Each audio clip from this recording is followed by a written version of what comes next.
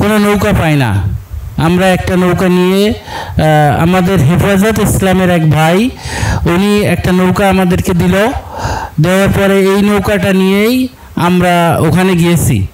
আমাদের বুক পর্যন্ত পানি ছিল ওখানে। এমন কঠিন অবস্থা, মানুষকে আমরা ছাদের উপরে দেখেছি। এরপরে আমরা এমন শাহরাস্তিত একই অবস্থা, শাহরাস্তির দিক দাইড। এরপরে আমরা কুমিল্লার লাঙ্গলকোটেও একই অবস্থা। আমরা মূলত জাকাত ওয়েলফেয়ার ফাউন্ডেশন থেকে আমরা এমন জায়গাগুলো পৌঁছানোর চেষ্টা করছি মূলত যে জায়গাটায় কেউ পৌঁছাতে পারে নাই, আমরা এই জায়গাগুলোকেই সিলেক্ট করছি। এবং আমরা আর একটা বিষয় ইনশোর করছি, আমাদের অন্যান্য সংস্থাগুলো আমরা দেখছি সাধারণত তারা খাবার, শুকনো খাবার নিয়ে গেছে। তো আমরা সাধারণত কিছু কাপড়ও আমরা নিয়ে গেছিলাম।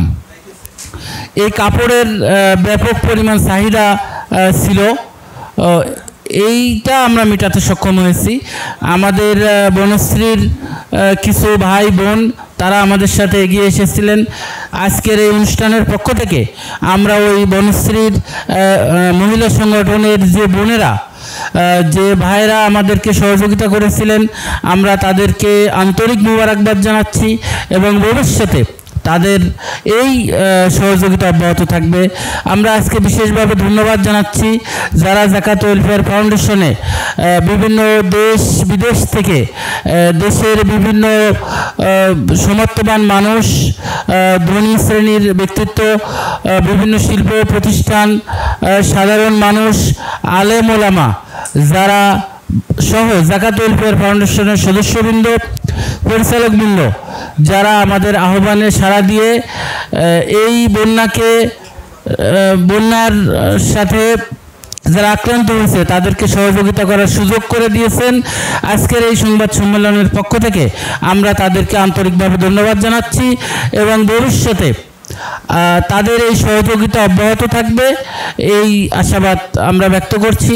সাথে সাথে আমরা আরেকটি বিষয় আপনাদেরকে অবগত করতে চাই, আমাদের বৈষম্য বিরোধী ছাত্র আন্দোলনে যেসব ভাই এবং বোনেরা আহত হয়েছে, নিহত হয়েছে, তাদেরকেও সহযোগিতার জন্য জাকাত ওয়েলফেয়ার ফাউন্ডেশন ইতিমধ্যে উদ্যোগ গ্রহণ করেছে।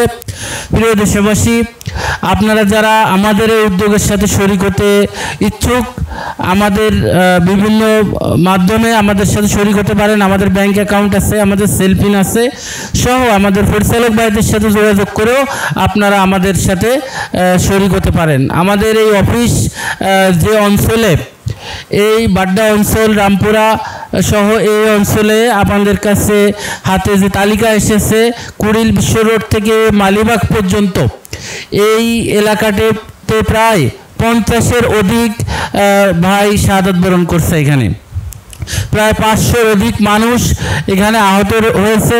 আমাদের কাছে বিভিন্ন সময় তাদের আহ্বান আসতেছে, আমরা চেষ্টা করতেছি আমাদের সাধ্যমতো তাদের পাশে দাঁড়ানোর। আমরা আজকে এই সংবাদ সম্মেলনের মাধ্যমে দেশবাসীর কাছেও এই আহ্বান জানাচ্ছি।